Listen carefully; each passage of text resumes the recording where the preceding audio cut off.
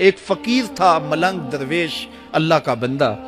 اس کی عادت یہ تھی کہ اپنے ڈیرے پہ آنے والوں کو کھلاتا، ان کو پلاتا، ان کی ضروریات کا خیال رکھتا، لیکن ان کو مالی آسودگیاں نہیں تھی. ہوتا یہ تھا کہ بعض اوقات لوگ آتے تو ادھار لے کر کے وہ لوگوں کو کھلا دیتا.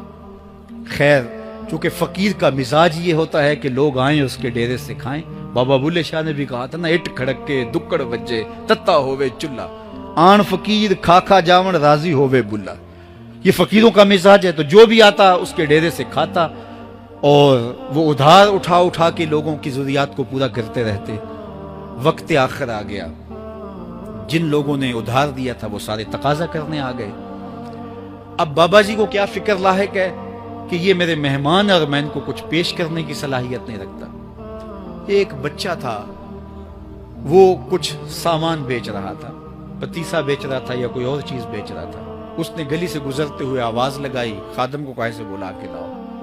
کہا تم بیچ رہے ہو تو میرے مہمانوں کو کھلا دو. بچہ بڑا خوش ہوا کہ میں سارا دن گلیوں میں گھوم کے یہ پتیسا بیچنا تھا، اب یہ ایک جگہ ہی سارا فروخت ہو گیا تو یہ تو موج لگ گئی، میں جلدی گھر چلا جاؤں گا، میری ماں خوش ہوگی. تو سارا ان مہمانوں کو کھلا دیا گیا.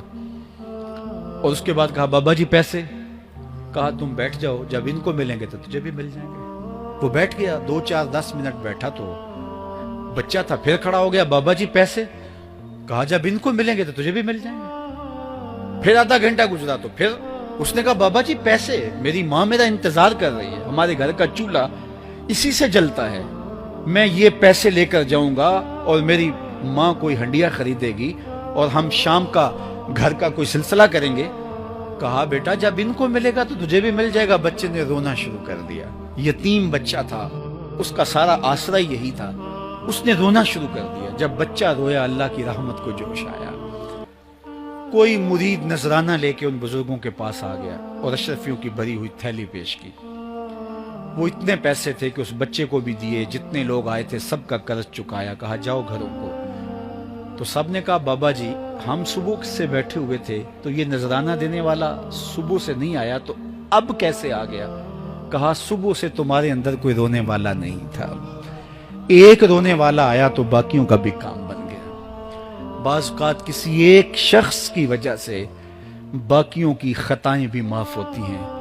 آج ہم اجتماعی طور پہ تا حد نظر اندر باہر اوپر نیچے اتنے لوگوں کے ہجوم میں اللہ کی بارگاہ سے یہ توقع رکھتے ہیں کہ مالک کتنے ہجوم میں کوئی ایک تو ہوگا جو تیرا لاڈلا ہوگا، کوئی ایک تو ہوگا جو تیرا بہت قریبی ہوگا، کوئی ایک تو ہوگا جس پہ تیری رحمت